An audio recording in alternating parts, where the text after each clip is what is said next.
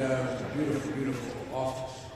And as I turned around, I found myself looking at him. I was joking, turning like this, and I only had an interpreter, and he had a simultaneous interpretation. And I was looking into his eyes, and I said, "Mr. President, I'm looking into your eyes, and I don't think you have a soul." And he looked back at me and said, "We understand each other." It wasn't being a wise guy. It was about laying down clearly what each of our perspectives was. There's no misunderstanding. No misunderstanding. And it works the other way. A lot of the concern we have that exists in other parts of the world are unfounded. Some are very well founded. And you have to figure out what is the most likely thing that can bring about some sort of cooperation. I was impressed with the students. We asked them, you asked them each to give their impression of the trip. Every one of them said something along the lines of, "I have a better understanding now. I didn't realize there was such, I didn't speak the language, they didn't speak the language, our hosts. But I was amazed at how we were able to actually communicate. How, the one example I was given, 2 students stayed in the village outside of Hiroshima, and they didn't speak English at all, but through using what Apple was it you used to translate from English to Spanish? Well, and it said a person. There's an app for everything. There's a host who said, and he showed him a leaf. It was withering, and he said, "How can your readers think there's not global warming?" And so there's much of the world has become so small that we have so many common interests that transcend borders and transcend ideology that we have to be able to work together. But the first thing is to get to know the other person, get to know the other country, understand what its cultural biases are and its cultural instincts are.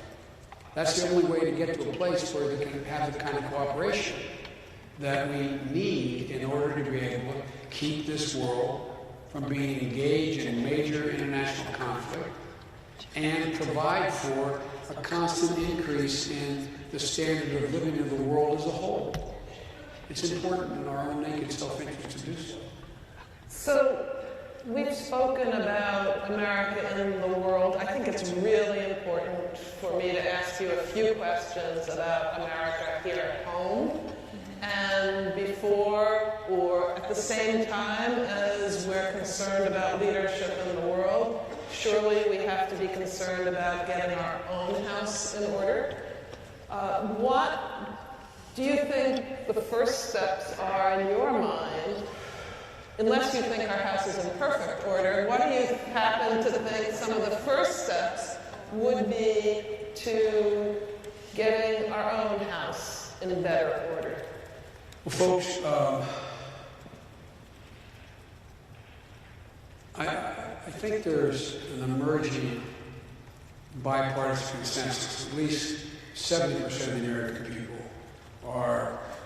have arrived at the conclusion with different answers about a house out of order. Most Americans think our house is out of order, maybe for different reasons, offering different solutions. But it's not the America that we thought. After Charlottesville, I wrote a piece for the Atlantic magazine, and I said we're in a fight for America's soul, the soul of America. David Brooks, who is, I think, a very conservative guy, but I think he's a very enlightened columnist, talked about there's an invisible moral fabric that holds up all societies, including ours. And it's being rended, it's being ripped apart. Basic fundamental values that are shared by all Americans. Fairness, decency, honesty, truth making a difference. The whole idea of dealing with that you had, these folks coming out of dark fields carrying torches, chanting the same anti-Semitic Bible was chanted in the streets of Nuremberg, Berlin, and Munich in the 30s, literally, not figuratively, literally the same exact language, carrying swastikas, being accompanied by white supremacists, and confronted by wholesome Americans who thought, this is not who we are not racists, we are not anti-Semites, we are not homophobic, it's not who we are. And then the highest leaders, particularly coming from the alt-right, saying there was a moral equivalence, good people in both groups. My God, not a joke, think about it. No president since the Civil War has ever uttered anything remotely approaching words like that. So it's time to restore America's soul. Remind ourselves who we are.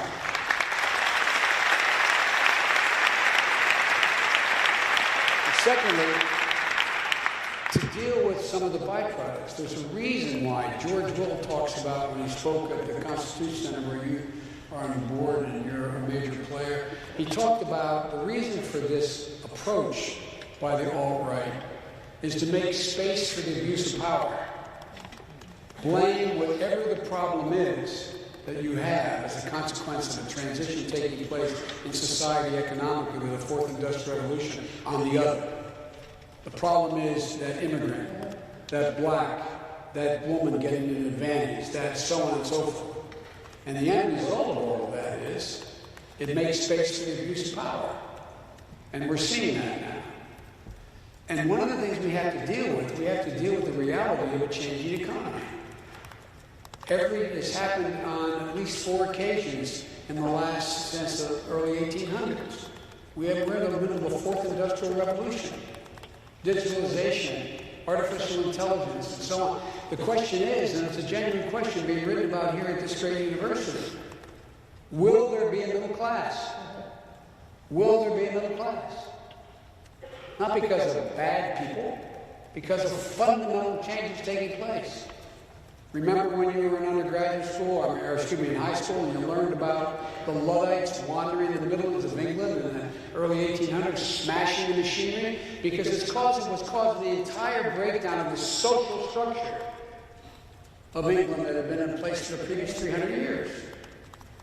Well, we had roughly two, I'm going to give you a raw number, 200,000 jobs about 18 months ago that were in retail sales.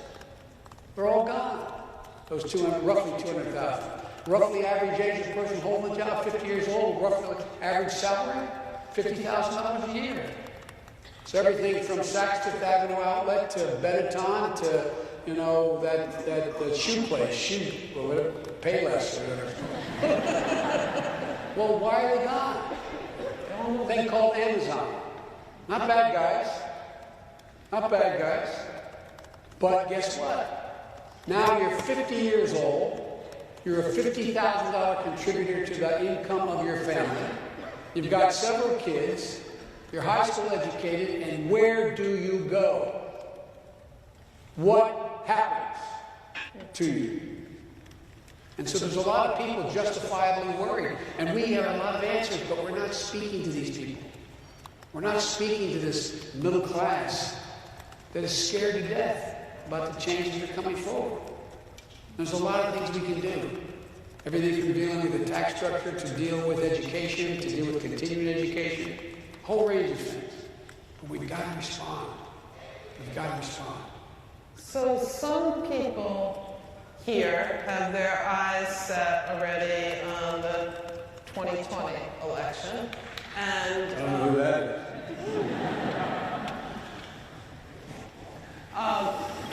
But more recently, there's been an election, just saying, most recently there's been an election in 2018, and you campaigned for a lot of candidates. You were on the road a lot. And I think it's really important for us, we all live in bubbles. You were out there on the road, you met a lot of people, you spoke and heard from a lot of people. If you would tell us something about what you came away from that's most striking to you, that you heard when you were on the road. We asked our students just a few moments ago what was most striking to them in Japan. What was most striking to you out on the road in America, campaigning for others. What impression did it most strikingly leave you with? If you could share that with us. I'll try to be as brief as I can. Yeah. Only 7 minutes to tell me left. What my Penn graduate son, Bo, used to talk about is that you have to be on the ground and listen. Part of being elected official is listening. And when he was dying, I decided I wasn't going to run for president. And afterwards, I committed with the President of the United States that I would spend the next 2 years doing whatever I could to elect Democratic members of the House, Representatives, and governors. Because gerrymandering is a serious sin going on right now in our system, distorting it. And the governors in 2020 will be the ones making a judgment on reapportionment. And the House, I believe we could win back.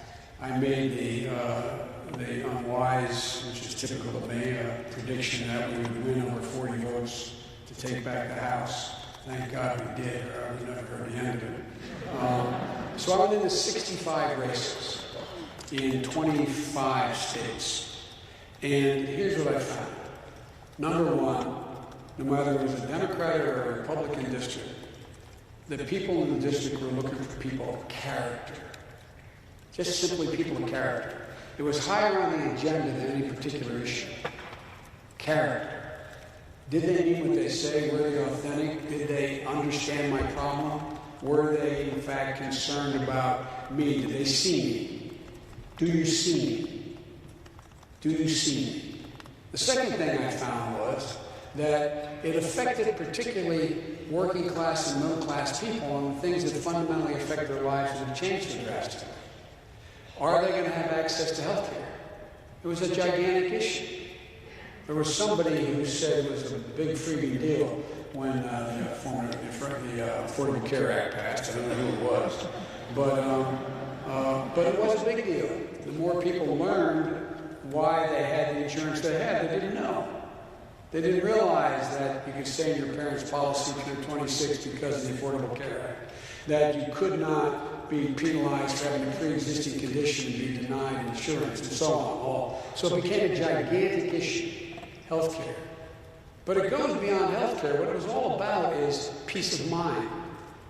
All people are looking for is some sense and notion that they're going to be able to take care of their family. My dad's expression when we moved down from Scranton, and if you listen to Barack, you'd think I climbed out of a coal mine with a lunch bucket in my hand. But my dad was a white-collar, high school educated, well-read man, but he had an expression from the time we moved to Delaware. He'd say, Joe, remember, a job's about a lot more than a paycheck. It's about your dignity. It's about self-respect. It's about your place in the community. It's about your sense of who you are. It's about being able to look at your kid in the eye and say, honey, it's going to be okay. And mean it. Mean it. Well, so many people don't believe that anymore. Fewer than 50% of American people qualify themselves as middle class now. And they're worried. But they're easy. I think that's the first time ever in I think it's the first time, at least recorded history, that that's the case. A lot of your parents, and many of you are here, like my kids originally got here, but many of you are here, come from middle-class backgrounds. Others of you come from wealthy families. But you know, those of you who come from middle-class or working-class backgrounds and you get assistance to get here, you know the struggles at home. You know what people are worried about. They're worried about, well, I used to get our arguments in administration. One of the few disagreements we had privately was that I believe that the vast majority of middle-class people could not go a month without a paycheck. They would be bankrupt. Well, guess what? 60% can. Recent studies show that a $400 bill all of a sudden appearing in 1 month, most 40% of families can't handle that. And so there's no excuse for this. Because there's more dislocation and separation in income with the top 1%, the top 1/10 of 1%, than all the rest of the population since prior to 1920. And it's sort of crept in. We made it more difficult for people to compete for their own self-worth. Forget unions, which I'm a strong supporter of. I know the word school guys won't like that much, but I am. I think they built the middle class, by the way. But having said that, take a look. Look at all the impediments put in the way for you to be able to negotiate for your own self-worth. You all work for major any of the Fortune 500 companies. 21% of you will go to a company and have to sign a contract saying you will not discuss your pay with anyone else. What possible reason for that can be other than suppressing wages? Give me one explanation that could undermine. You'll find out 40% of you, 40% of the people today have to sign a non-compete agreement. A significant number of those are hourly workers. Why can someone making sandwiches at Jimmy John's not go compete for a job at McDonald's and get 40 cents more an hour, have to sign a non-compete agreement? Tell me what possible rationale there is for that that's crept into American economic system. Tell me whether or not the ability to maintain an occupation requires the licensing of 1,000 hours to learn how to braid hair. Seriously. Tell me, what's that all about? Other than suppressing wages. So we've got to change our mindset here. I'm not talking about a fundamental, I'm talking about going back to what we used to do in large part. I'll conclude by saying I got a call from a number of 6 of the Fortune top 20 CEOs, including a guy who manages several $1 trillion under a contract called Blackstone. And they came to see me in the White House.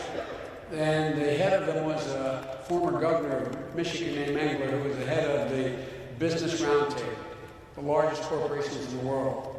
You know what they wanted my help on? Reestablishing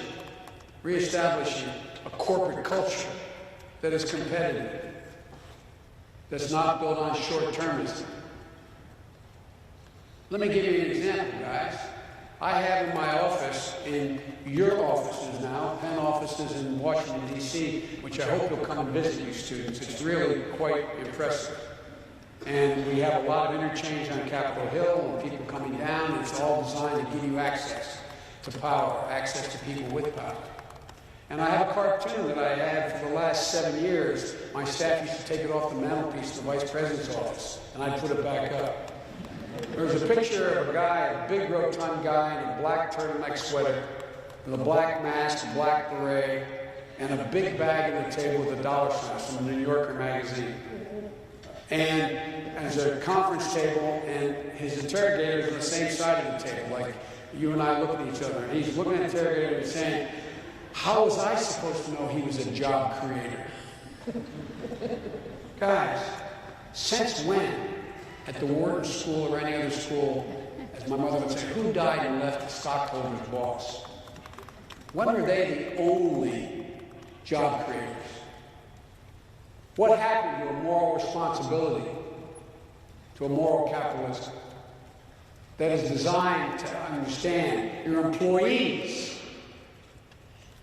are job creators? The community that builds a $20 million exchange to get into your factory is a job creator. Everybody is involved. And what's happening now is you have leaders in the community, corporate leaders, talking about ending short-termism. Because what's happening, guys? I'll end with an example. General Motors, good company. Now, if you go back and Google it, you'll find that I was the leading effort in the administration to, quote, bail out General Motors. Even 56% of the Democrats didn't think we should do it. It was an iconic industry, and I was convinced that we could compete. And what happened was the auto workers gave up a great deal to get the job, and stockholders gave up some.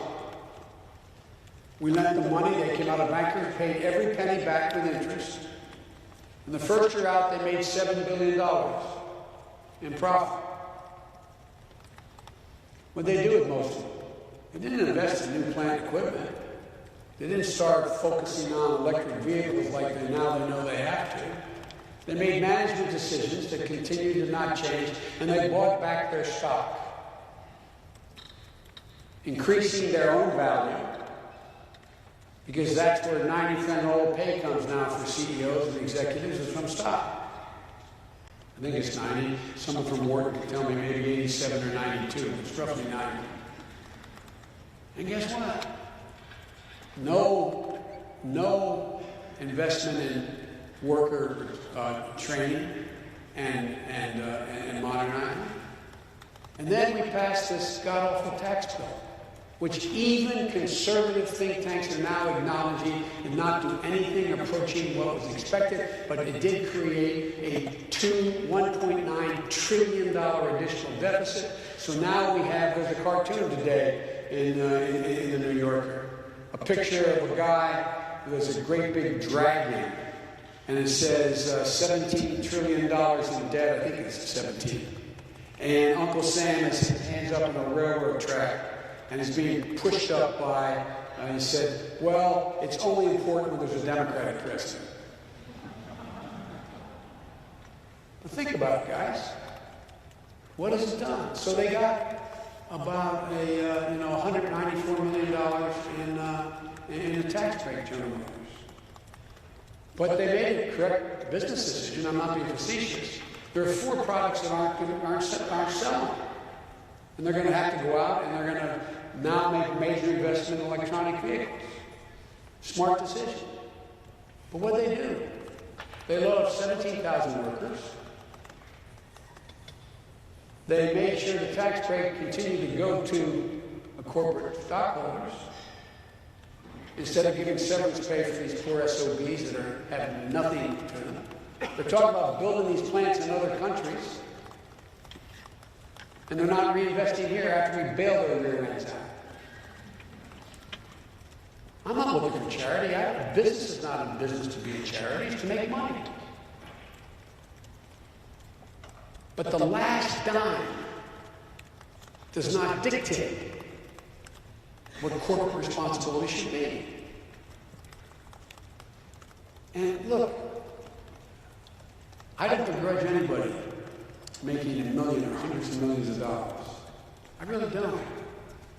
But I do think there's some shared responsibility, and it's not being shared fairly for hard-working, middle-class and working-class people. Anyway. Thank you.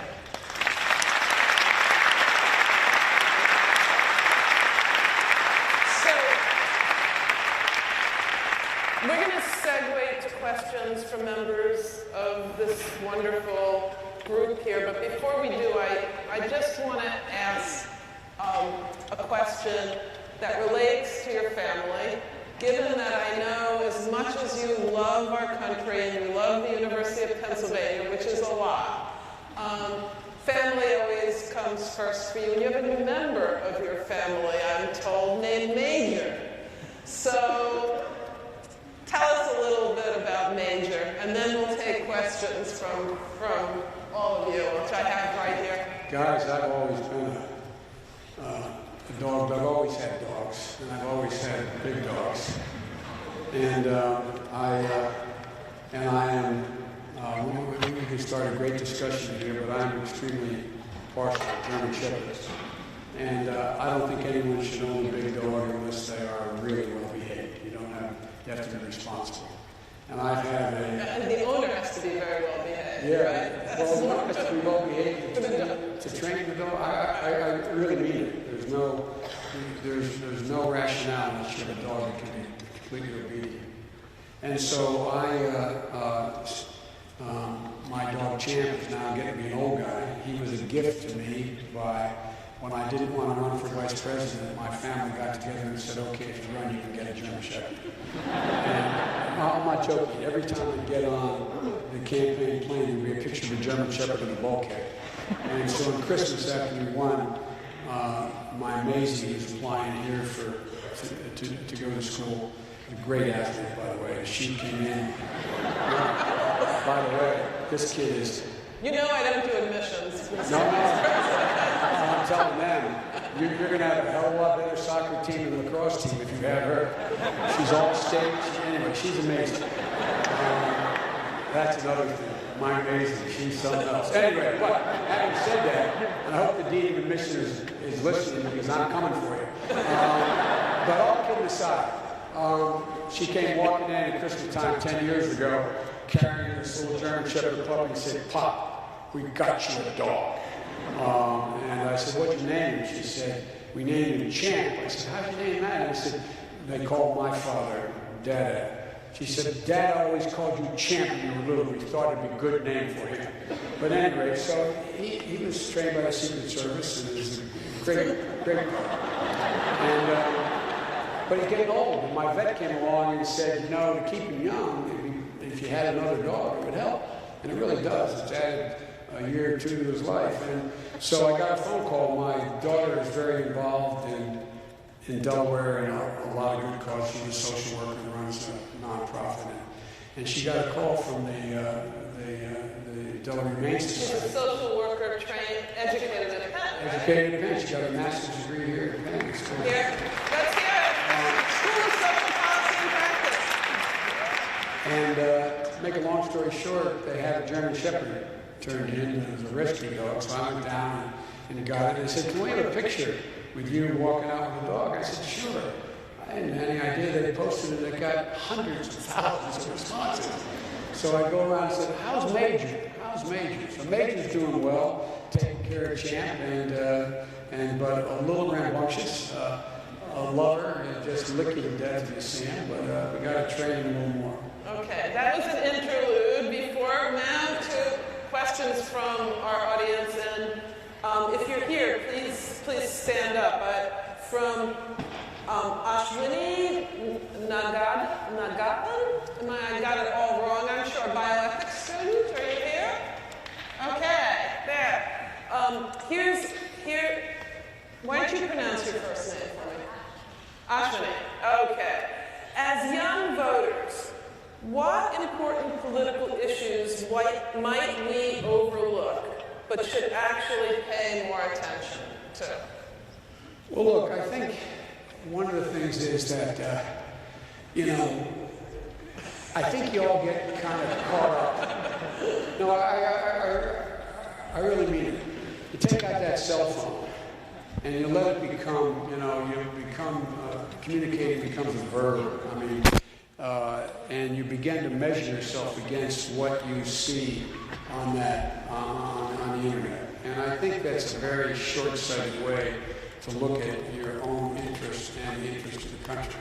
And so the things that you have to, I think, not have to, and worth overlooking, is people who have a different view than you, but are principled, have a value system the same as yours, reach different conclusions. And so one of the things that I learned early on as a young senator was it's always appropriate to question another woman or man's judgment. It's never appropriate to question their motive, because you don't know their motive. You can assume a motive. When I first got to the Senate, I didn't want to go because my wife and daughter had just been killed after I was elected, and my two boys weren't expected to live. A tractor trailer broadsided them while they were Christmas shopping on December 18th. And so a number of senior senators in both parties came to me and said, "Please come for 6 months, help us organize, etc." And I thought that they needed me for that reason, so I'm the first senator I ever knew, so I said, "Okay, and I'll stay for 6 months." Well, I had a Democratic governor got elected. They would have appointed another Democrat. It wouldn't have had any impact on the balance in the Senate. But I went, and I used to have to show up at the majority leader's office, Senator Mansfield, a man of great integrity, once a week to get an assignment. Well, no senators or congressmen get assignments. Nobody assigns a senator anything.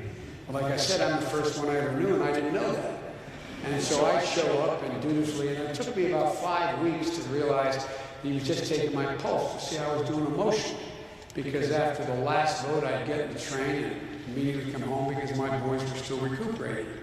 And I remember one day walking in the end of May, and Jesse Helms from North Carolina, who was a very, very tough guy and a bit of a racist. No, for real. I mean, he made no bones about it. It was like when I first got there, there were a bunch of racists. There was, James O. East of Mississippi, Strom Thurmond, and so on. There were 9 guys who were in the caucus that were, I ran against in the civil rights movement. But at any rate, Jesse Helms was excoriating 2 close friends of mine, who later became close friends, Bob Dole, the Republican leader, and Teddy Kennedy, for introducing the Americans with Disabilities Act and the precursor to it. And he was saying it's confiscatory, no, government has a right to tell someone they have to have a curb cut to let someone get into their business, no one has a right to da-da-da.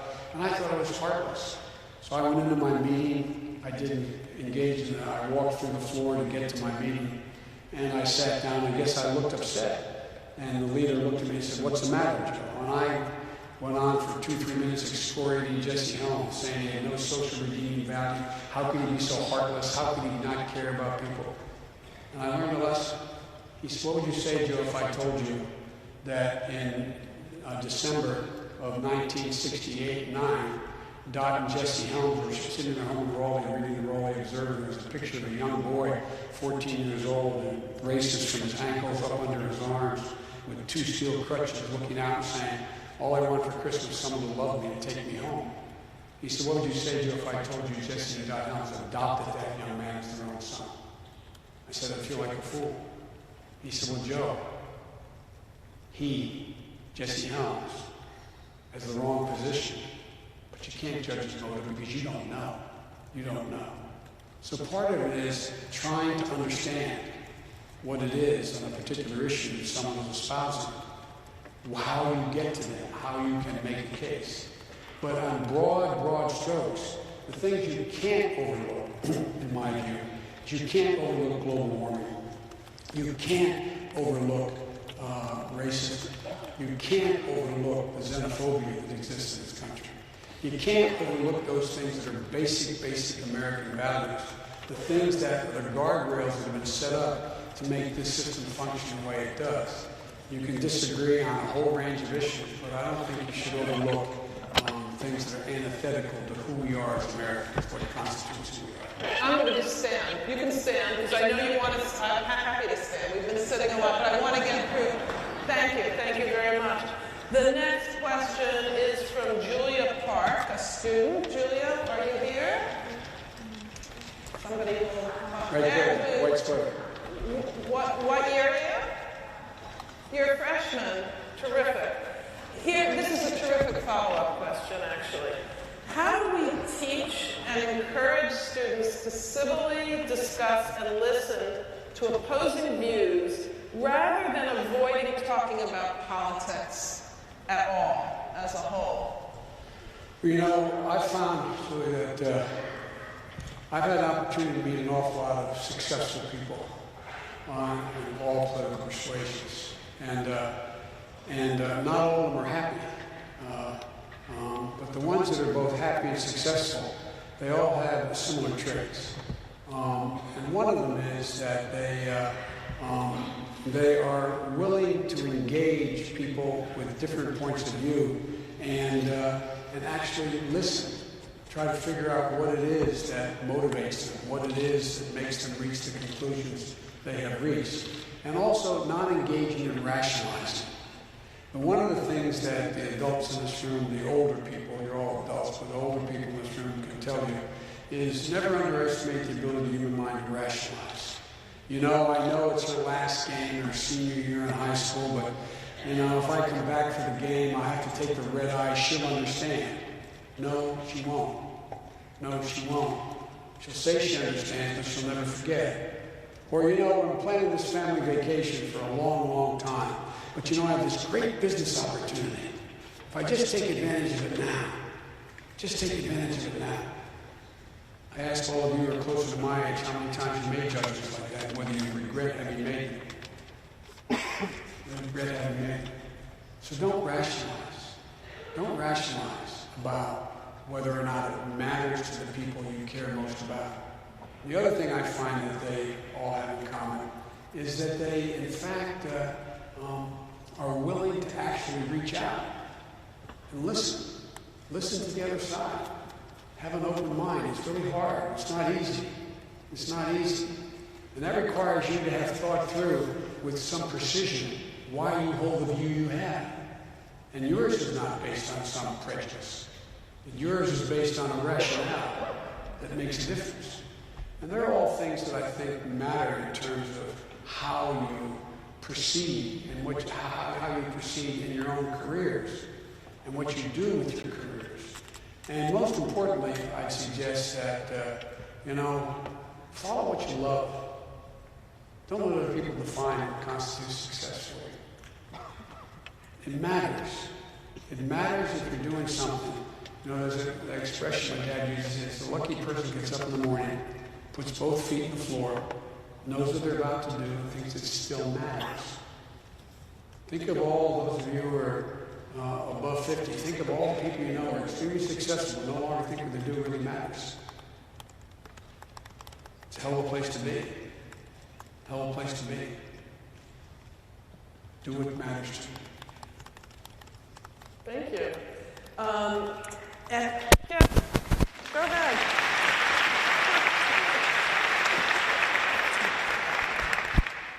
Again, Echo, Zen. There. Do I have it right, Echo? Great. Penn design student.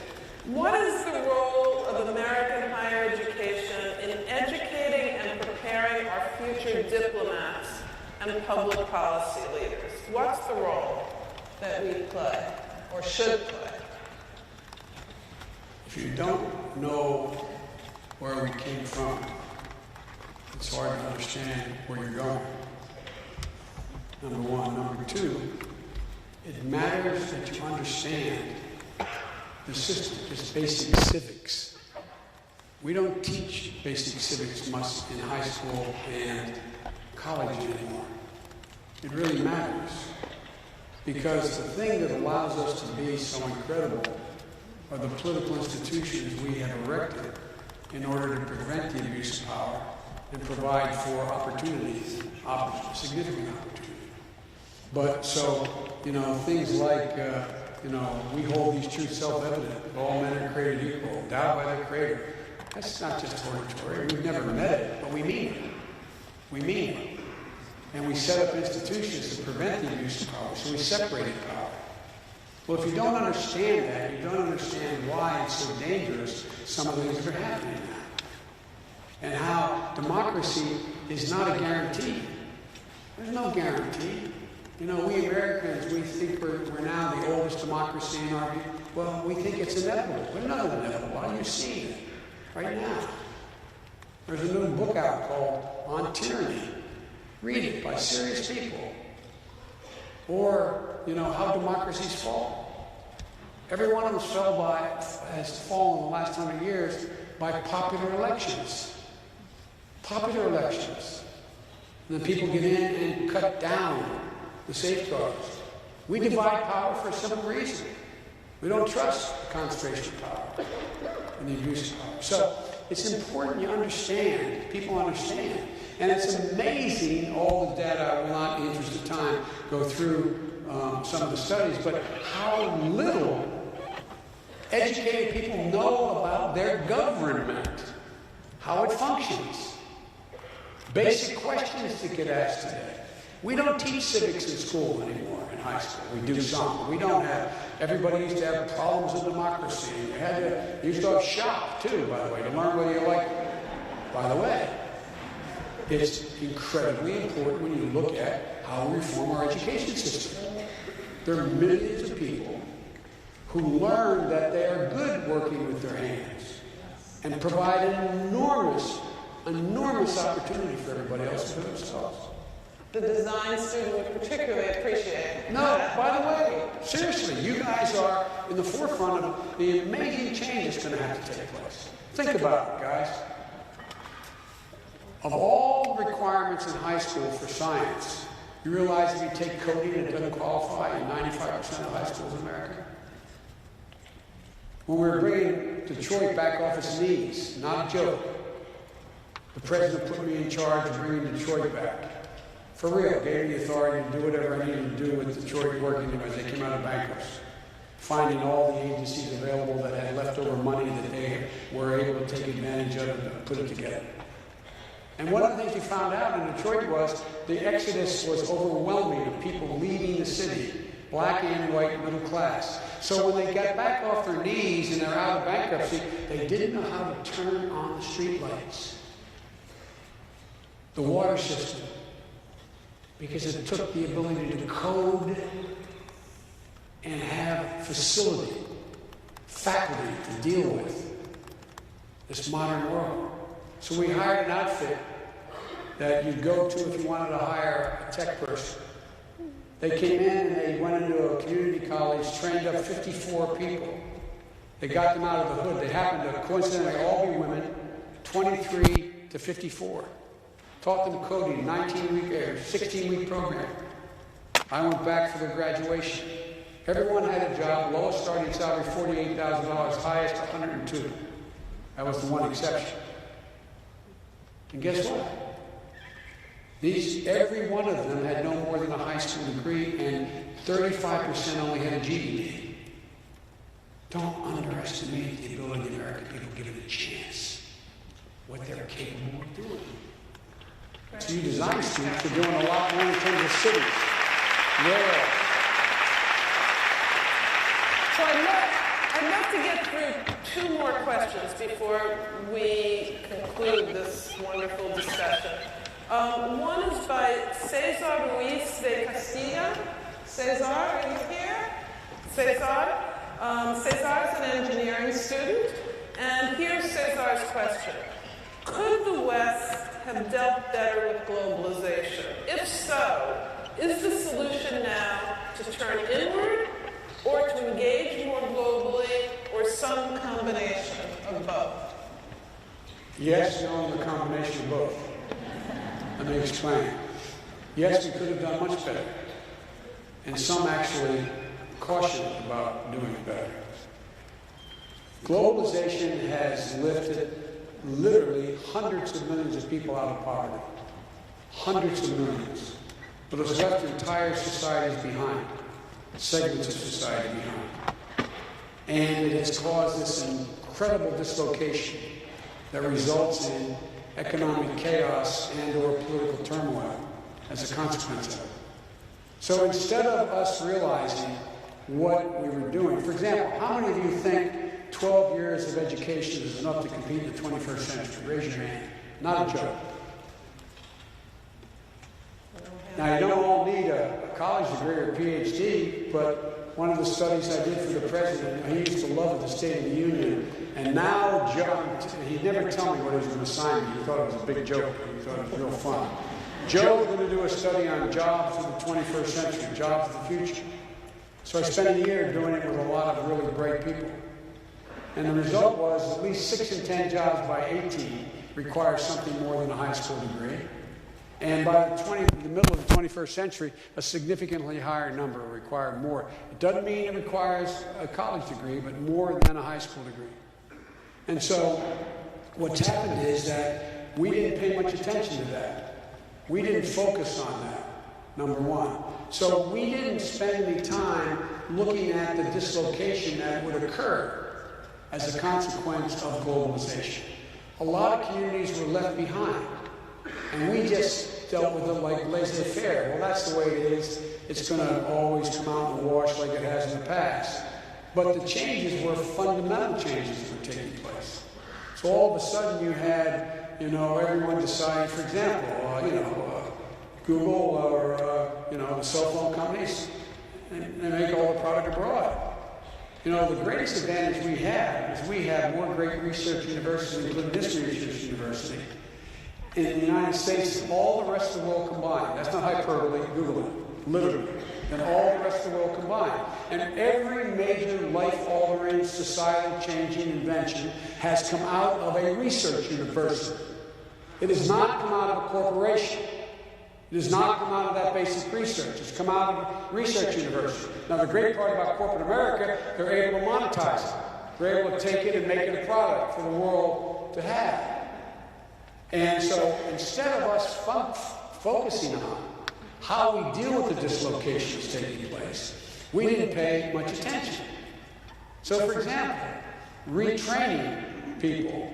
One of the things we did, we got rid of over 40 retraining programs that were obsolete. But there's a lot that are not obsolete to put people in a position where they can compete for the jobs of the future. And so whole communities don't atrophy.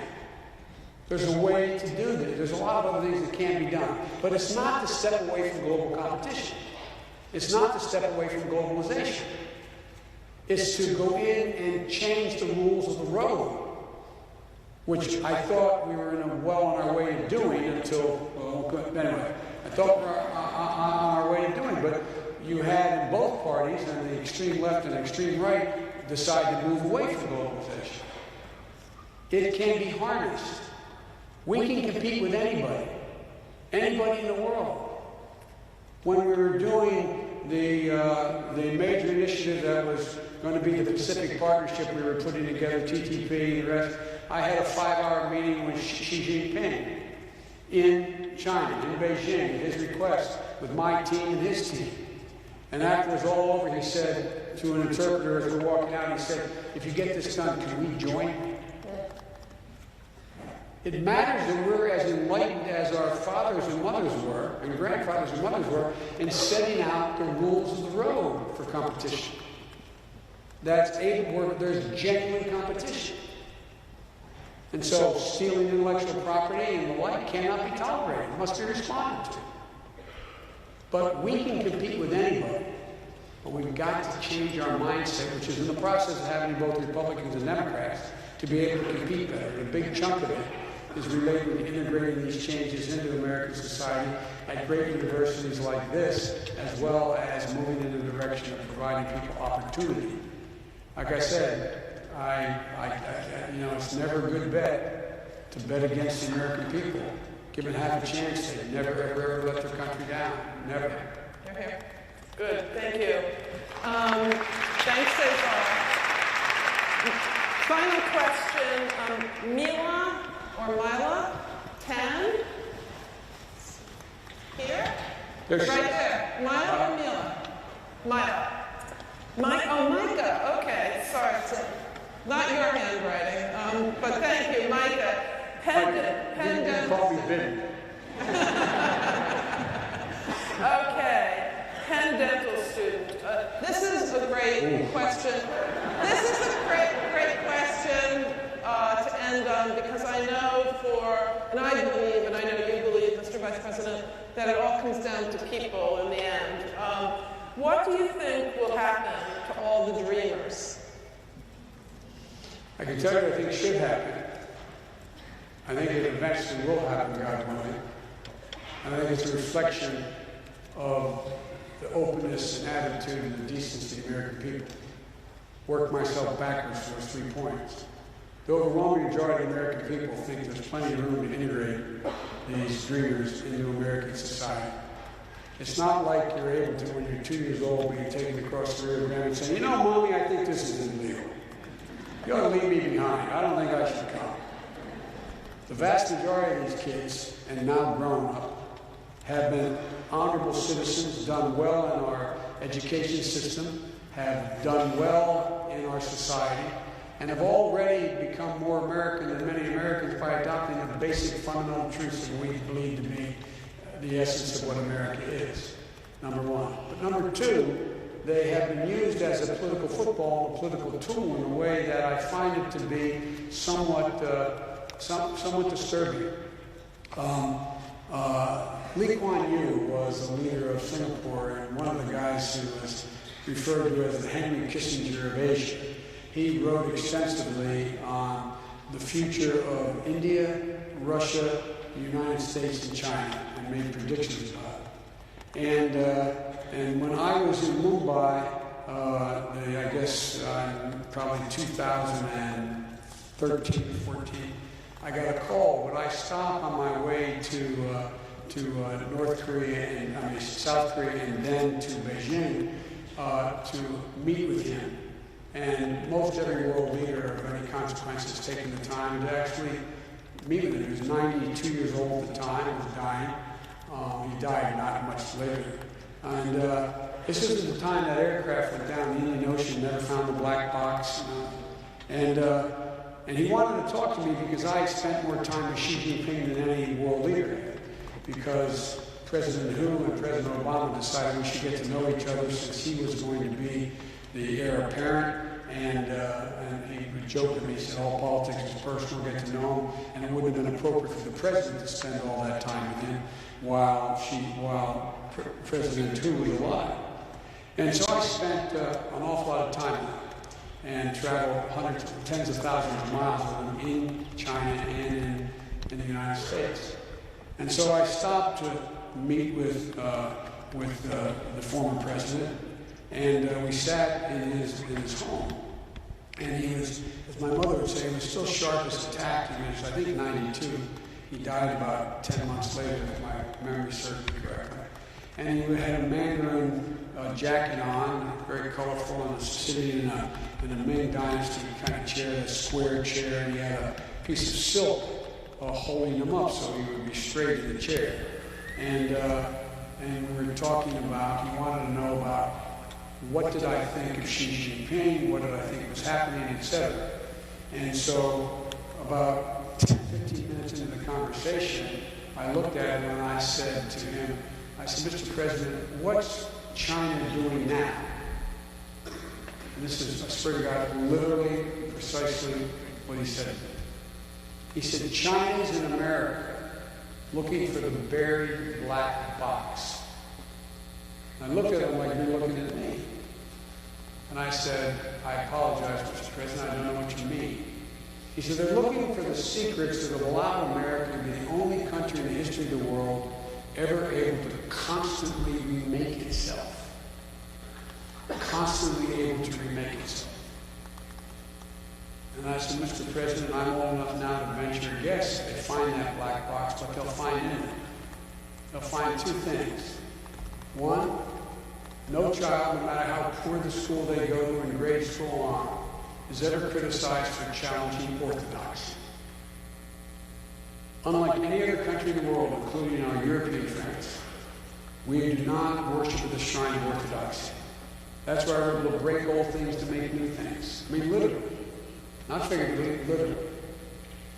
And I said the second thing they'll find in that black box is the constant, unrelenting wave of immigration in waves beginning in the mid-1700s, met occasionally by periods of xenophobia that last from a couple years to a decade, but always overcome. And he looked at me and he said, why is that important? And I said, because it's allowed us to cherry pick from every culture in the world. Every culture, the best of every culture. Think of what it takes for your ancestors, wherever they came from, whenever they came, the courage it took to get on a boat, mostly in every instance. In my case, my great-great-grandfather leaving from the Cooley Peninsula in a coffin ship to come to the United States in the middle of the end of a famine in Ireland. It wasn't like, God, isn't this going to be fun? Let's go. The people who left were the people who were basically optimistic, determined, resolved, committed. We've got the best of every culture. That's what makes us the most unique nation in the world. China, Japan, most other countries are xenophobic. But in the United States of America, that's what's allowed us to have this incredible mix of cultures and capacities, sharing several basic tenets. We can do anything. Not a joke. Not a joke. We can do anything. It's the nature of the character of the people who built this country, in my view. Not unique to any one culture, but it's amazing. Most of you and almost all of your parents were raised to believe there's not a damn thing we can't do in America. I know this sounds silly, but one of the reasons I started the cancer initiative I did, the Biden Cancer Initiative, was I was convinced if we prove, which we will do, and they're doing it right here, that we can change the face of cancer in the next decade. People will believe again. We can do anything. And we can. We can. So folks, look, That's who we are. We've kind of forgotten who we are. Democrats and Republicans. We walk around like, oh, woe is me. We have so many. No, I really mean it. Think about the dialogue. Oh my God, we're in trouble. Oh, we have these problems. Oh, how are we going to do it? What are we going to do? Jesus, God. Guys, it's time to get up. Get off our knees. Get up. Remember who the hell we are. This is the United States of America. There's nothing we've ever not been able to do. Not a joke. I have never been more optimistic about America's chances of leading the 21st century than I am today. And I got there when I was a 29-year-old idealist, as I was referred to. I'm more optimistic today. Think about it. Like I said, we've got the greatest research universities in the world. We're the most agile venture capitalists in the world. We're in a position where we have the most productive workers in the world. Not hyperbole, fact. The most productive workers in the world. We're in a situation in the United States of America where we're the wealthiest, most powerful nation in the history of the world. I moved to Delaware, a little steel town, a little older steel, Claymont, Delaware, not far south there, just over the border. We used to have an expression, I will not use the exact one. The rest of the world got a patch in our jeans. China's a great country. My God, you want China's problems? They have opportunities. You want their problems? Do you think they can sustain an autocracy as incomes grow? Do you think they're going to be able to settle the historic division between the seacoast and the West? What do you think?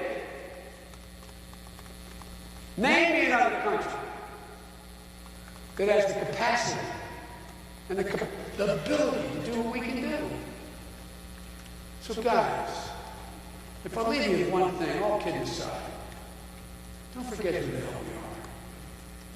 It's because we are so diverse. It's because we have such an ethic that existed. It's because we believe. We're not afraid to try anything.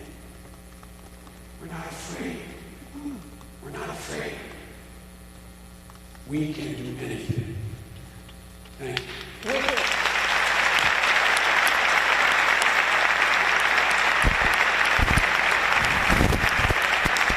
Please join me in thanking, I thank you all for being here, for great questions, for great audience. Let us once again thank the 47th Vice President of the United States.